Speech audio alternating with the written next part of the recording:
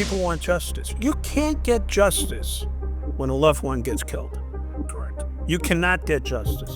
You might get a pound of flesh, but that's not justice. I don't call it Safety Act. I call it the Unsafety Act because that's what it is. I'm still waiting for somebody to explain to me where does safety come in? Who are we keeping safe here when you call it the Safety Act? When the Department of Justice came to Chicago, the press came to me and said, well, what do you think they're going to find when they do their investigation? I said they're going to find systemic racism, poor training, and poor supervision. And they said, well, why do you say that? I said, because that's what they found in the other 25 investigations that they did during this administration. You know what I'd like those legislators to do? Is explain to Crystal Rivera's 10-year-old daughter, I believe, why this guy is going to be out in 2 years. Hello, and welcome to another episode of Wearing the Badge. I'm Gary McCarthy, and tonight we're going to talk about something called the Safety Act, and it's the first of a three-part series that we're going to do. In short, the Safety Act was something that was enacted in the state of Illinois in 2021. Actually, that's when I was on my time out from policing for a little while, before I got back in the game, as we say. And it's a state law which really kind of restricts and takes away a lot of the privileges and things that the police could do, while at the same time, it makes it much easier for criminals not to get prosecuted. And it's troubling because obviously we're concerned about crime. That's what we do. We're law enforcement. With me tonight, I have Marc Maton. Marc is about to retire. He's 29 years in the Illinois State Police, and then 10 years, right, in Lamont. I'll let him fill in some gaps about himself. And with me also is Tom Herion. Tom is a friend of mine. He's held a bunch of different positions. We're not going to tell the people outside that you work for Homeland Security, right? We'll see you up on a flick. But where? Tonight, there's a protest outside regarding ICE running through Chicago while at the same time. So go ahead, Marc, a little bit more about yourself. So the only thing I would add is I'm the immediate past president of the Illinois Chiefs, but more importantly, in my role with the Illinois Chiefs since 2014, I've been leading their legislative effort, and I'm the chairman of their legislative committee, and I've been involved with all the bills as they get spun up in negotiating the position of the Chiefs with those bills, and that was really what my relationship and responsibility with the Safety Act. So I had one of those jobs also. When I was with the Major City Chiefs Association, Rahm Emanuel called me during one of our conferences, and I went out in the hallway to answer the phone, and when I came back in, I was the vice president of the Major City Chiefs Association. It was a lesson learned, but it was a lot of fun to do that. Tom has held a number of different positions in a number of different places. He was an agent. He was a supervising agent. I think you were secret agent too, weren't you? Started out as in local law enforcement. I was a patrolman. I was a detective. I was in the Illinois State Police Task Force for Narcotics. I worked with Marc, as a matter of fact, during that period of time. I rose to chief of police, and then after 9/11, I went on with the Department of Homeland Security as a supervisory special agent until they wanted to transfer me to Washington, D.C., and then I went to work for the city of Chicago as an assistant commissioner in charge of police, fire, and public safety at both airports. Remained there, and now I'm the chief of police in Lyons. I've been there about 7 years. 2018, right? 2018 came on. I've taught college. I taught at Robert Morris University, graduate school and undergrad. It's been a long but a very good career. Well, I purposely didn't talk about your educations, either one of you, because mine isn't as good as yours. Cool, that I do, Harry, but I figured since it's my show, I'm going to do it. But seriously, this is a very important topic. This is the first episode. We're talking to police at this point. We're going to talk to prosecutors, and I really want to talk to legislators who were behind the doors when these things were happening, because my understanding, and like I said, it was during my time out from policing, was there was basically a handshake deal that was made in Springfield behind closed doors between a couple of politicians. Elected officials. And it was about power grab for a couple of people. And unfortunately, the people who jumped into the seat to drive this thing got it rolling. It was the cobbling together, if you will, of a whole bunch of different attitudes and thoughts about policing.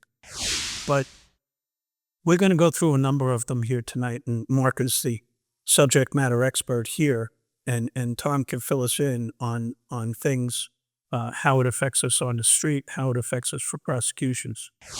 But, ironically, you can't make up how this stuff seems to happen. One of the things that has me completely outraged about this bill is the fact that they took away something called felony murder. And for the uninformed, felony murder is if you steal a car and you run over somebody with a car, right? You're in a stolen car. Because you committed a felony while somebody dies that you have a direct contact to, you get charged with felony murder. And the reason why I'm so outraged about it is because we're 4 days since the death of Crystal Rivera. And Crystal Rivera, by now, I'm sure everybody's going to know who she is. She was a police officer here in the 6th District in Chicago. And her and her partner chased a guy who they thought had a gun into an apartment. When they got into the apartment, the guy levels a rifle at them. And in the chaos, Crystal's partner fires a shot.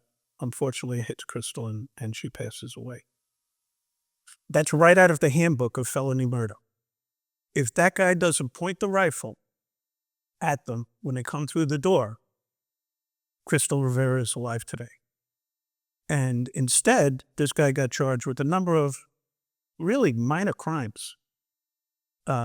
Possession of the rifle without a FOID card. I believe there were fake IDs and some drugs in the apartment. This guy is a convicted felon who I believe had 6 warrants when he was arrested, which leads to another question. Who was looking for this guy? If I was running a Comstat on this thing, somebody would be in a lot of trouble. You got a convicted felon with 6 warrants out there. Where? 82nd and Drexel. What goes on there? A lot. Somebody should have caught him with his shoes under the bed at 5 a.m. with a warrant enforcement. That didn't happen. It's outrageous.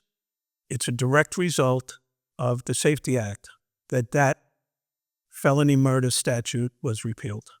And it's unconscionable. Think about the family of 5 who gets hit by a stolen car. Think about that. And think about, and you know what? Here's something else. I hate buzzwords. I hate things like we're laser focused, right? One of the ones that I hate is people want justice. You can't get justice when a loved one gets killed. Correct. You cannot get justice. You might get a pound of flesh, but that's not justice. And I mean, I can kind of relate to this, so forgive me for kind of ranting a little bit because, and I said this on the show before, if you sell fentanyl in this day and age, there is a 100% chance that you're going to kill somebody. A 100% chance. And as I've told you on the show, I lost my daughter in May 29th of 2022 to fentanyl poison. Now, I don't even want to talk about the border.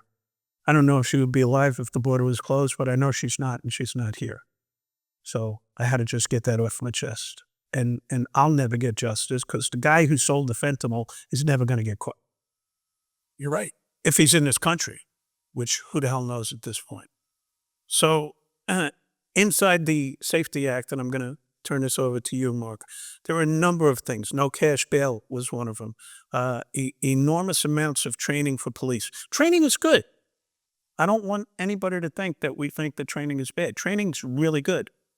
But they say it's free. No, it's not. And we have budgets. Right now I'm running a small police department in the suburbs, and when I take an officer out of a car to send them to training, guess what? I got to put one in the car on overtime. And I think just to do our annual up to snuff for the Safety Act was costing me about $4,000 per officer in the first quarter of last year. But that's free. Don't forget about it. And what does that do to a budget like Chicago when you got 11, 12,000 police officers? So that's just a little bit to kind of set the table for you, Mark. Boy, that's a lot to set the table for you. Sure. So to give you some context about how this whole act spun up, we went through the summer of George Floyd and the death of George Floyd and the civil unrest. Near the end of that summer, we started having conversations with who became the eventual sponsors of the Safety Act about eliminating qualified immunity, which was a big concern of ours. The mandatory body cameras and training, that really was about it. Sometime in early fall, the Black Caucus put out a statement of police reform needs. They had lifted what had been a national kind of effort and the things that they constituted police reform. So through the fall of 20, they held a number of public hearings that we participated in, and we testified at those. And it turned into late November, a bill was dropped that had components of what eventually became the Safety Act, although that language never made it. We were able to convince a number of legislators that qualified immunity was really a federal construct, that they couldn't describe qualified immunity. So qualified immunity, I don't know what it is. Basically it means that you can't hold an officer liable for future changes in the law. So let's say an example of dog sniffs. If they were to say tomorrow that a canine search is an illegal search, you couldn't go back to officers and say, for the last 3 years, you've done these searches. Now you're liable.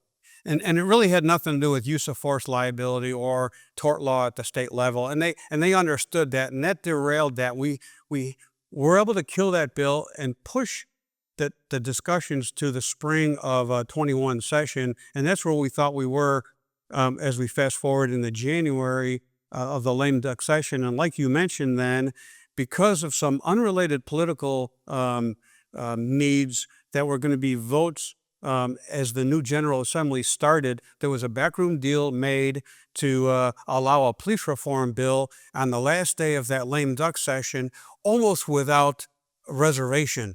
And they cobbled in all these things out there. There'd been all these bills put in for the last 3 or 4 years previous to that never made it out of committee because they were so extreme. And that's why you see all these dozens of unrelated concepts go into this Safety Act, and it's 711 pages that gets passed on January 6th or 7th in the middle of the night, right? 21 at 3 a.m. That becomes the Safety Act. And as we're trying to unpack this, we realize that that not only was this bill detrimental to crime fighting, really wasn't against the police. It was bad for the citizens of Illinois. It had been so poorly written with non-jurisprudence terms and with an ambiguity that it needed to be fixed. And over the next couple of weeks, the legislators realized very quickly that was the case, and that's how we started this round of trailer bills. But we were at a disadvantage to those negotiations. They weren't like a normal bill negotiation where you're trying to come up with a comprehensive. They wanted to check a box and say that the police were involved in this. But didn't they get it like that afternoon, the 700 pages? Yeah, it was introduced. It was introduced at like 4 o'clock. Before midnight, yeah. Yeah, all right. No. And at 3, nobody read it. No. Right. Wonderful. That's how we govern the state of Illinois. Isn't that great? And the inability to keep our victims safe. The thing, I don't call it the Safety Act. I call it the Unsafety Act because that's what it is. There's no. I'm still waiting for somebody to explain to me where does safety come in. Who are we keeping safe here when you call it the Safety Act?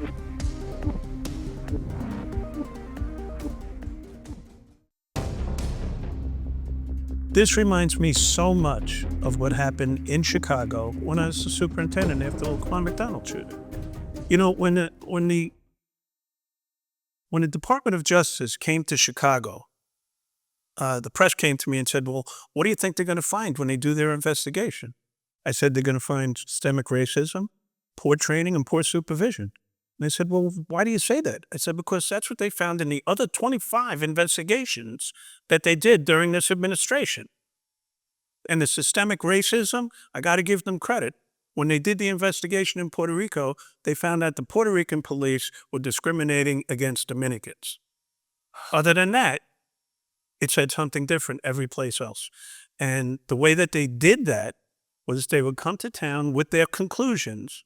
They would take testimony and then say, aha, it's true. We got you. So at the same time, Rahm Emanuel had Lori Lightfoot commission a board, police accountability review, something or other. And Lori called me over and over again and asked me if I would come in and talk. And I was like, Lori, what do you want from me? I mean, nobody's going to listen anyway. She says, I just think that you should lend your voice to this. I said, okay, but we're going to need a lot of time because you don't know what was going on inside CPD, all the reforms that we put in place. So I'm going to come down there, but it's going to take us a long time. It's going to take probably a week or so of me just sitting down with everybody. She said, okay. I came down. I spent about 2 hours talking to them. I said, okay, we're going to follow up? Yeah, we're going to follow up. They put it out that week. They put it out that very week and said that I had contributed to it. I mean, in this case, the legislators, politicians put together a bill and shoved it down the police's throat. And we're trying to fight it off the whole time. And that's really and they had the battle. opportunity. And that's why so many of these concepts like the felony murder rule modification was done. It had nothing to do with police reform. Bail reform had nothing to do with police reform. Expungement of criminal histories had nothing to do with police reform. There was a number of things in there that had nothing to do, but they were all added in. And, then we had to spend the next really 18 months trying to negotiate language to make it able to be implemented properly. And with those conversations, we agreed from the beginning that we couldn't change the core pillar concepts of the police reform. It was just a procedural modification so that what was in the bill is legal terminology. I'll give you just one quick example. They put in for our use of force, they introduced a concept called serious body injury.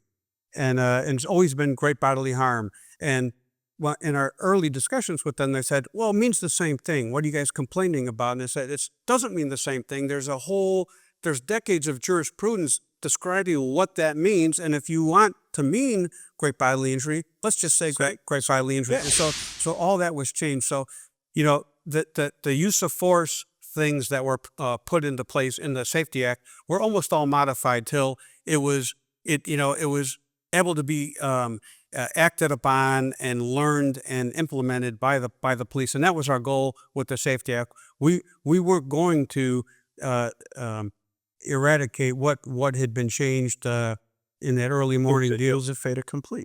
And by the way, I know it was signed in the middle of the night, but didn't they get it like that afternoon? The 700 page. Yeah, it was introduced. It was introduced. Yeah, at like probably 4 o'clock before midnight. Yeah. Yeah. All right. No. And at 3, nobody read it. No. Right. Wonderful. That's how we govern the state of Illinois. Isn't that correct? And I'm sorry, I get upset. And we haven't fixed it all. No. Yeah, it's like, we did 3 trailer bills and then there was a loss of appetite really to do more. In late 23, they commissioned an implementation task force to review how it's being implemented so far. It's really a stall tactic to get beyond these last November elections. That report came out right after the elections. We're still kind of tweaking, that report, but it was just a stall tactic to get. We have actually, during this session, started negotiating Trailer Bill 4, which is a procedural due process fix to the decertification section. And then Trailer Bill 5 wasn't ready. The state's attorneys still are trying to fix the procedural implementation of PFA, but they're not going to be substantial changes in either of those cases. And again, just for the audience, you could be decertified if you turn off your body camera, before the end of an event. Class 3 felony. You could be arrested. Arrested, fired. Think about that. That's It- amazing. it's- I can't get a Class 3 felony approved. And now they want to charge police officers. Well, as a body cam. New state's attorney. I think you can. No, we can't. Eileen Burke is doing the right thing. Well, you know what? But you have to think about the fact that Chicago had Kim Foxx that wouldn't prosecute anybody except cops. Correct. Right? And including Jesse Smollett. And then at the same time, we had this going on, which is limiting our ability to do our job and putting us more in danger. And I always wonder about this. You know, this came up. Who are the world famous criminologists who sat down with the state of Illinois and came up with all of these concepts that you should push down on policing? Did they do the same thing for doctors? Right? Did they go out and legislate how doctors should operate? When a plumber comes to your house, do you tell him what pipes to use, what to do, an It's electrician? really Chicago, New York area. Those are the two major cities that are enacted these type of provisions. You had to go into New York. I had to bring in New York. I'm sorry. It's almost 20 years. I know. Can't hold the account. They didn't change it until you left, though. That was The statute of limitations has expired. Well, like many things, there's components in there that if we had done it the proper way, I agree that there needs to be some process to get rid of bad cops. I mean, there needs to be a process and having bad cops jump from department to department. So, we would have supported that concept. It just needed to go about the right way of making sure there's due process and that they're not taking away more rights to the policemen, especially in their off-duty lives, than they would to the normal citizens. But a lot of these things that under the Safety Act, they were really from one-offs. Yeah. Like your felony murder rule, there was an incident up in Lake County where a concealed carry victim that was being carjacked, Yeah. he shot and killed one of the assailants, and they wanted to make sure that one arrestee couldn't be charged with another arrestee his murder because it was indirect. So they modified that. So there's still a felony murder rule in Illinois, but what they've done is change it from proximate cause, which is indirect, to direct cause. It has to be the direct cause of those. But what we saw 4 days ago was the unintended consequences of that. Now police actions are considered indirect, and so it went too far. So I think the pendulum swung on a lot of those. They had unintended consequences of those, and maybe this will be the catalyst for the future to say, hey, maybe we went too far. Maybe that's not exactly what we meant to do, and let's keep this law to what we intended, and said that you can't hold one defendant for the death of another defendant. I love the fact that you just used that phrase, unintended consequences, because previously it's been used against law enforcement to talk about things like the war on drugs, which, by the way, I think was a wholesale failure, right? Personal opinions, after almost 45 years in law enforcement, I always use this example. I have never met a heroin junkie who didn't do burglaries, right? So one of the strategies that we would use to reduce burglaries was to go to heroin sets early in the morning and make arrests for heroin possession.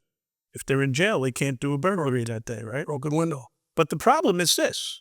By putting that guy or that girl in jail, we're not fixing anything. What we're doing is putting a Band-Aid on a gunshot wound. And the unintended consequences of the war on drugs in the early 80s, I guess, during the crack epidemic. Mid-80s. 85. Mid-80s, yeah. Oh, I remember where it was. Now I got it. Was the breakup of the family unit, mass incarceration, arresting black fathers, taking them right out of the living rooms, right? That's what was always used as unintended consequences. So now you're using the phrase unintended consequences to look at the way that we're treating the police. It doesn't change anything, but it's the same concept, right? Tom, please. Well, I'm going to tell you, you start talking about these issues and the things that are involved in the Safety Act and unintended consequences. The amount of litigation that's occurring now at these municipalities is tremendous. Everybody is. There's always a litigious world in law enforcement, but it is really ramping up more now since the Safety Act, and we're seeing it with the increase in crime and the inability to keep our victims safe. The thing, I don't call it the Safety Act, I call it the Unsafety Act, because that's what it is. There's no. I'm still waiting for somebody to explain to me where does safety come in. Who are we keeping safe here when you call it the Safety Act? Crime is on the rise. The recidivism rate is off the charts. We have had multiple occasions where somebody has been released on catch and release, I call it. Catch and release, they're arrested for burglary. They got out on catch and release. We caught them after doing another 70 burglaries. We just had one the other day. An individual was arrested 200 times. He was out on catch and release. And he had, as a matter of fact, he was on a electronic monitor. And he was in one of the flop house hotels. And we got a call of a rape. He was selling drugs, working prostitution on electronic monitoring. And there's no deterrent on what's going on as far as trying to stop those crimes from occurring. We had a burglary. I'm just throwing these things that are just completely ludicrous. We had an individual that did a smash and grab for a burglary, got into a car chase. And because of the time of the day, we chased him. And it was about 5:30, 6 o'clock in the morning. And we chased him into the city. And we caught him in the 1200 block of Mason, I believe. And the individual was taken into custody after a foot chase. One of our officers got hurt. This individual had been arrested on multiple occasions, should have been incarcerated. And he was on Chicago's most 10 wanted list, because I got a call from CPD telling me, how did you get this guy? The thing is with this catch and release, more victims are rising from them not being incarcerated. That crime and that victim should not be a victim if that person was incarcerated.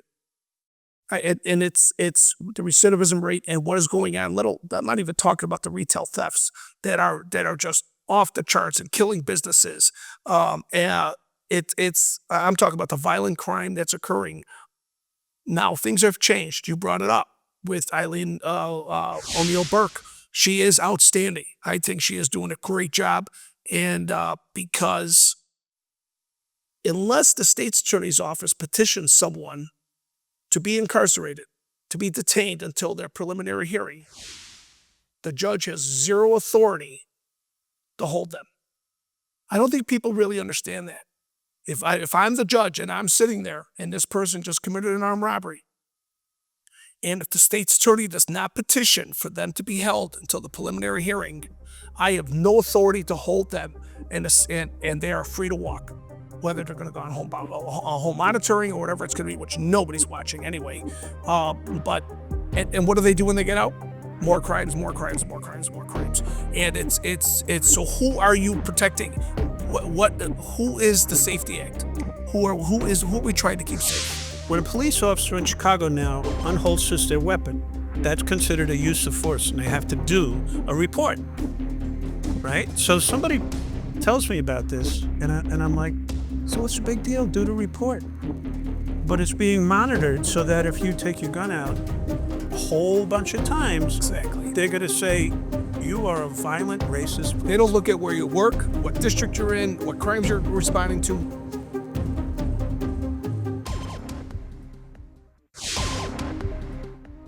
Let's define what safety stands for, right? First thing is safety, right? Second thing is accountability. What's the F for? Transparency. And then F is transparency. I missed that at school. Yeah. I don't know. You should get in for terrible. But out of the 5 letters or 6 letters, the first one is safety. The rest of them are protecting the rights of the accused. They are.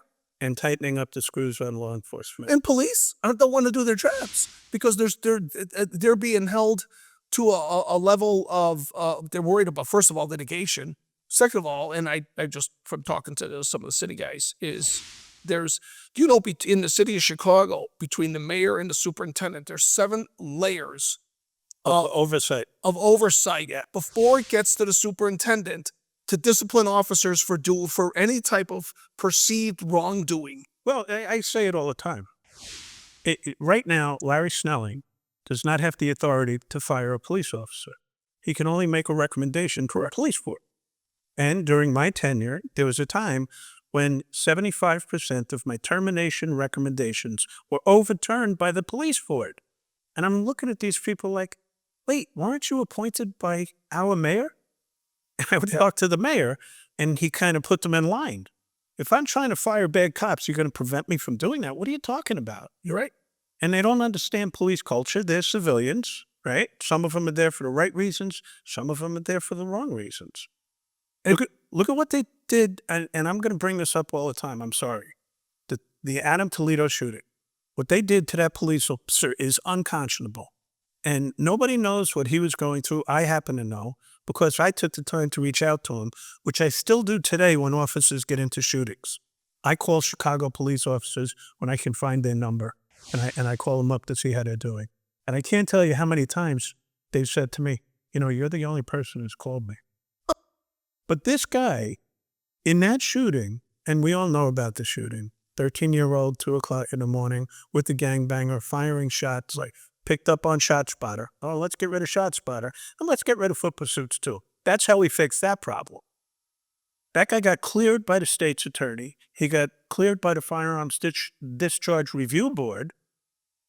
And the head of the police board decided that he wanted to do a disciplinary action on him for some minor discipline thing.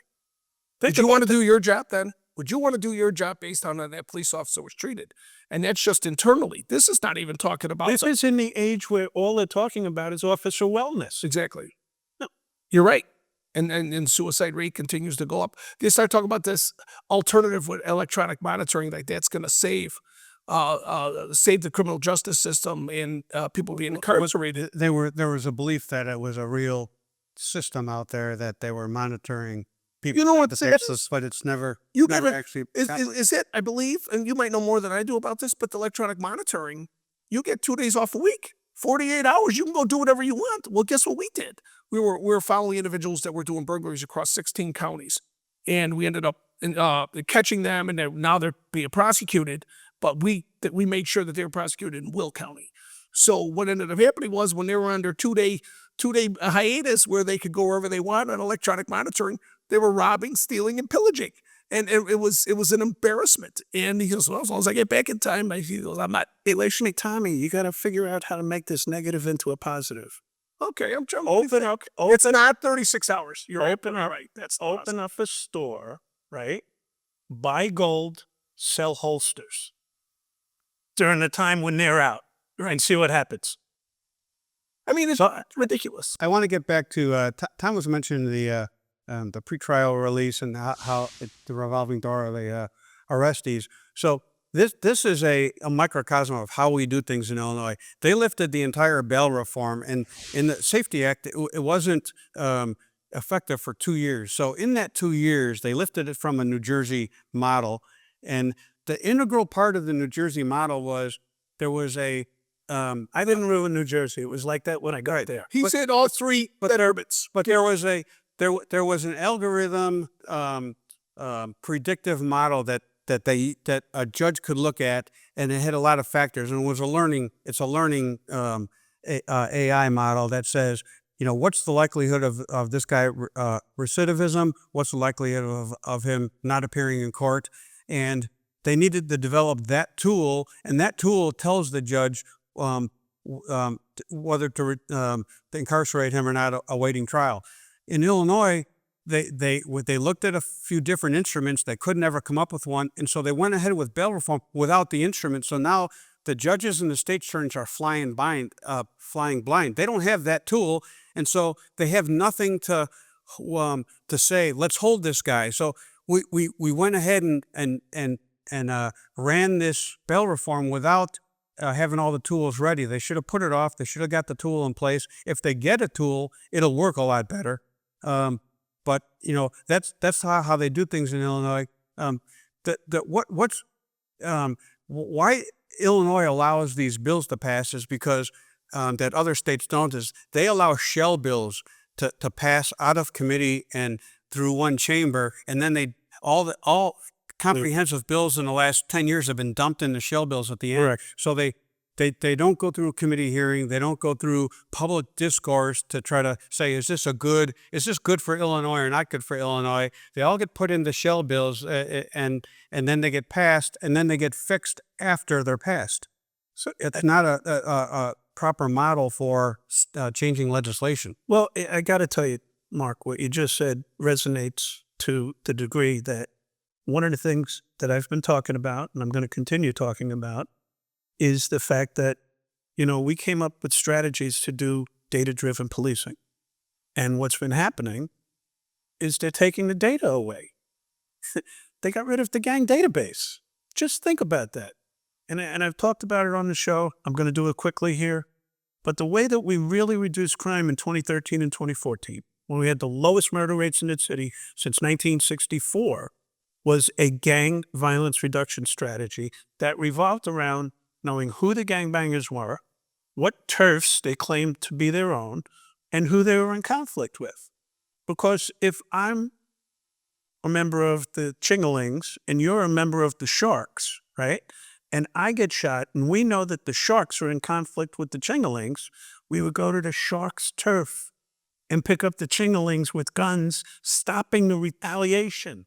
Right. I took that straight from Charlie Beck in Los Angeles. Good policing. And to do that, we had to build the gang database. Well, they got rid of the gang database, but then they implemented a police misconduct database. Of course. Which is okay. Yeah. And you're taking, but you take the data away from the judges who can now make intelligent decisions. Not that they don't sometimes hit the ball, right? But you take the data away so that why not give them the tools? Why not give police the tools to do their jobs instead of restricting it? Yeah, that's what's really missing with the bail reform is the judges are making decisions with all the information that they could have or they need to make proper decisions on who to detain or not detain. And then it's hard to get any information from the court on things like appearance rates. I've heard 2 or 3 times that appearance rates haven't changed after bail reform, but I don't know if that's accurate or not because we haven't seen the data. We're getting FTA warrants all the time for people not showing up to court. We had 2 of them today. We had them last week, and we're getting constant failure to appear warrants that are being issued for individuals who are not showing up to court after they're getting grabbed. You start talking about we're talking about what the causes of crime and violence and gangs and different things you're talking about. And I'm going to say this is previous. Prior to Eileen Burke, it was a revolving door in bond court where they would not prosecute any drug cases. We were doing hand-to-hand by drug cases over the last couple of years prior to this administration. One of the most dangerous things a police officer can do. And Marc's done a ton of them. I've done a ton of them, and we have our own guys doing these hand-to-hand buys, and they rolled it out of court. Hand-to-hand buy on video, everything, and got in the bond court. Dismissed. So, and what do drugs bring? They're guns, gangs, violence, money. I mean, it's just, and when you are not incarcerating these individuals for all these narcotic cases who are on drugs is a failure. And if you look at it, but now you're looking at like the seriousness of fentanyl and all these different problems that are occurring. I mean, there's no bite to the dog. We have a toothless dog. And what happens? We create more victims. And I got on this job to reduce the amount of victims that are out there. And right now, it is in the worst shape I think it's ever been. I don't disagree. And there's a couple of things that more and more examples just keep coming up. First of all, the largest police department in the country to achieve accreditation is the Chicago Police Department. Okay. And why did we do that? Because it reduces liability. It gives you the gold standard for your policies and so on and so forth. So why is there a monitor when we already got the gold standard? Okay. Just think about that for a second. Cottage industry, somebody's making money off of it. Okay. But here's 2 things about that. First of all, when a police officer in Chicago now unholsters their weapon, that's considered a use of force, and they have to do a report, right? So somebody tells me about this, and I'm like, so what's the big deal? Do the report. But it's being monitored so that if you take your gun out a whole bunch of times, Exactly. they're going to say, you are a violent, racist police It'll look officer. at where you work, Yeah. what district you're in, what crimes you're responding to. Nothing. But think about the insanity I agree. that a police officer is putting themselves at a disadvantage. You know, I'm looking at some of the AI stuff that's being produced right now for training, and it's very important, and it's definitely going to be the future. But I'm looking at a scenario last week, and it's a guy he's in a car. It's a car stop. He's got the top down. It's a bright sunny day. That's not a car stop in Chicago. In Chicago, the windows are up. They're all tinted. Yes. And the weed is coming out of the car like crazy. So you can't even see what's inside the car, yet you're troubled to take your gun and protect yourself all at the same time. Think about what that's doing to these officers. I agree. And then here's my last one, and I'm actually going to ask you guys to just talk for the rest of this, because this one, I'm not going to give up on it. Tell me how the standard for stop, question, and frisk became population demographics when the Supreme Court of the United States said articulable, reasonable suspicion. Correct. Mark, how does that happen? The Supreme Court says this, Department of Justice and ACLU says that, and that's the standard we're held to, not a Supreme Court decision. They wanted to just get this thing done and through and over with. And I remember when that vote was going on, I said, there's no way this is going to get approved. And I'm watching this, and I was in awe about the lack of courage by our state legislators.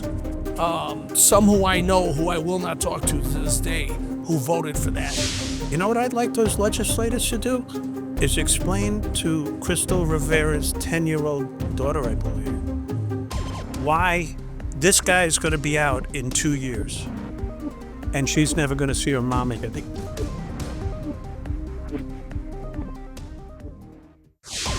In Illinois, the traffic stop study data is being cooked.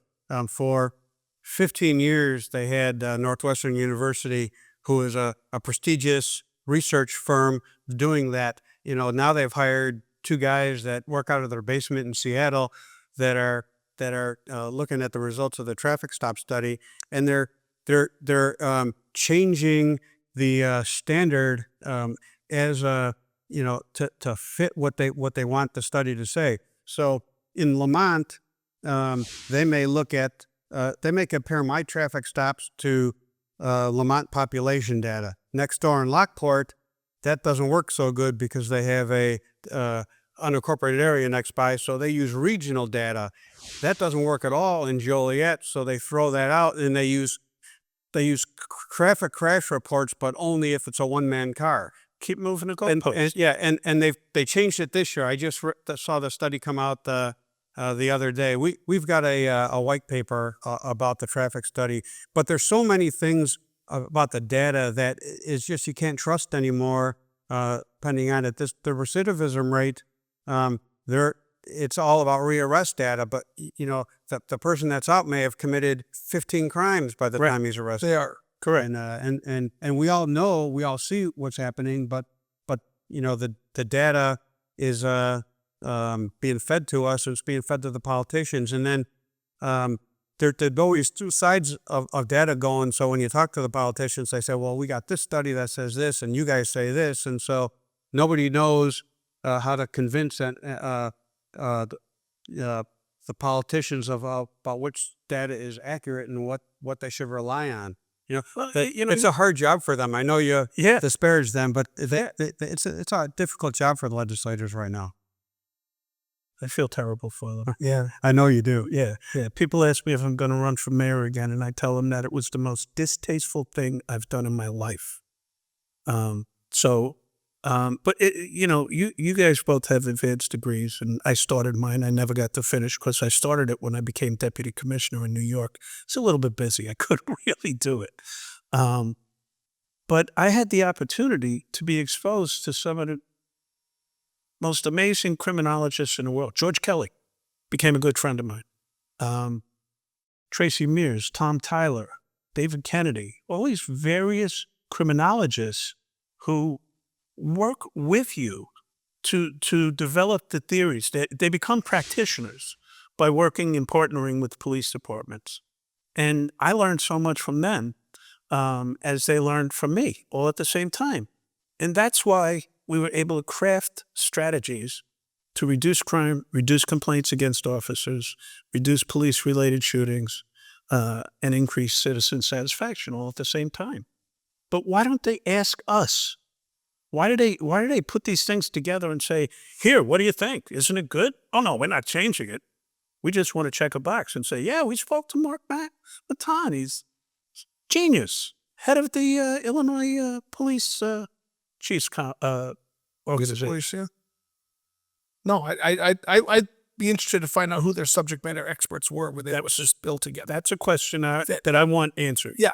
There was no, it happened, in one day. There was no. Well, somebody wrote 752 pages. No, they just took a bunch of independent Telephone books. Yeah, bills that were What do already you think? Well, it's sitting there, That's true. and they stuck them in there, and that's why you had originally had conflicts within the bill. Where one section to the one thing, and it says the opposite. One section calls them confidential sources. One calls them anonymous sources. You still have conflicts with other parts of the statute to this day, and I'm almost afraid to say this and have a plaintiff's attorney hear it. But to this day, they've never edit this. They edit their data.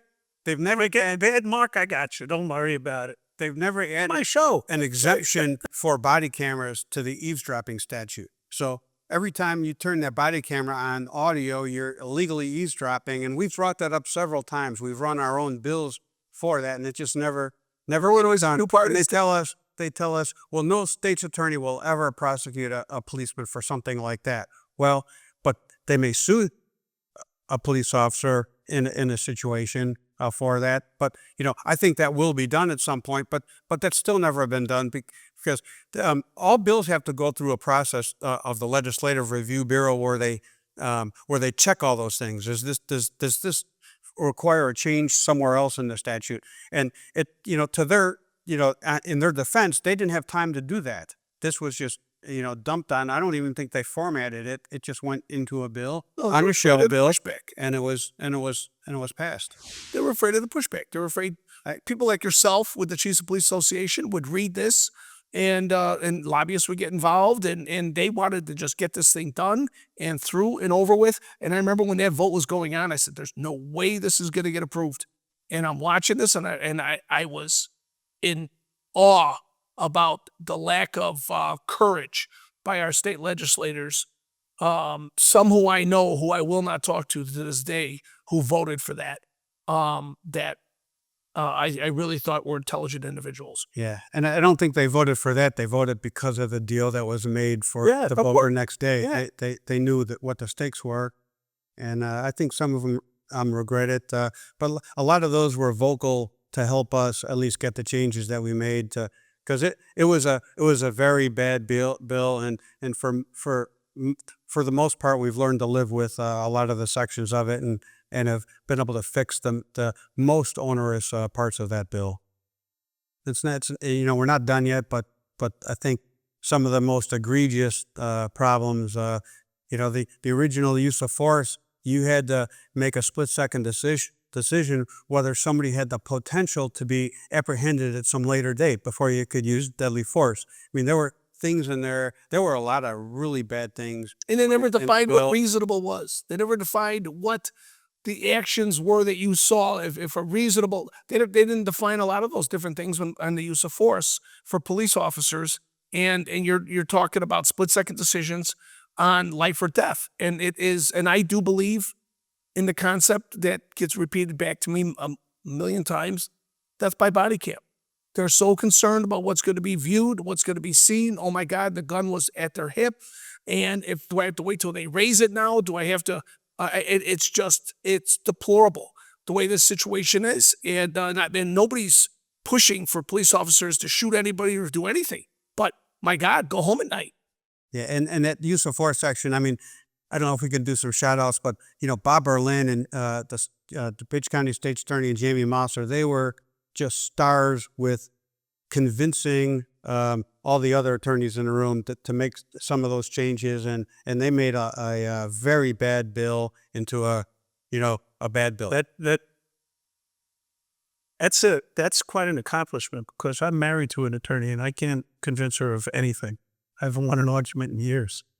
The negotiations over this bill, made us realize that we always have to have attorneys in the room on our side when we negotiate these bills. And since 2021, we've done that. Let me give you a horrible story about this. 2 weeks ago, we had an individual that was committing burglaries. We had him on video. We had a task force that was out we're working prostitution and we're working property crimes. This individual was out, again, another individual out on home monitoring, but out on the catch and release, does a home invasion, steals 2 guns, gets away with it. We end up apprehending him, going to a drug house to buy drugs, and this individual should have been incarcerated, and none of these crimes should have occurred. And it's my biggest problem is when I hear of an individual that's shot, killed, police officer killed, and the first thing that goes in my head always is, I want to know what that guy's criminal history was. Should he have been incarcerated at the time this crime occurred? And because if they were, this crime wouldn't have occurred. That armed robbery wouldn't have occurred. That sexual assault wouldn't have occurred. It's devastating, and that's the problem. But you know what? Elected officials like to say that they're accountable because they have to get voted back in. Well, how do they do that? They curry favor, right? You're right. That's how. I don't even want to talk about gun laws, right? Because that gets people too hot. But it's the same thing. And you know what I'd like those legislators to do? Is explain to Crystal Rivera's 10-year-old daughter, I believe, why this guy is going to be out in 2 years and she's never going to see her mom. I think he'll do 2 years. Well, I'm making up a number. No, I'm hopeful. They'll get 2 years, but they're going to get 50% out day for a day. I mean, it's check. Yeah, because he's going to have his multiple picture. Yeah. So, well, we filled up this hour pretty quickly. You guys did a great job. I really appreciate it. And I'm going to close like I always do, which is I still believe, I am absolutely convinced that there's very few things more noble that an individual could do with their life than to become a police officer. You could say doctor and go to, some third world country. You could say be a priest, a rabbi, an imam. Great, okay? But we make a difference in people's lives. And we're doing it under the worst circumstances right now. And unfortunately, the right is too far right and the left is too far left. And we're kind of stuck in the middle, right? So hopefully we could start working together in this country and stop what's going on. Because, like I said, as we sit here, we hear the chants outside for the immigration reform. Well, I think that wraps it up for tonight. Guys, Mark, thank you so much for coming. Yeah, absolutely. Anytime. Pleasure, brother. I forgot to mention, they're both musicians, very accomplished. Mark plays guitar. Tommy's a fantastic bagpiper. Can anybody out there tell a difference? Yeah. But he actually is. So they have a lot of things on their plate, and 2 great careers here, and two wonderful friends for coming in. Thank you. Thank you.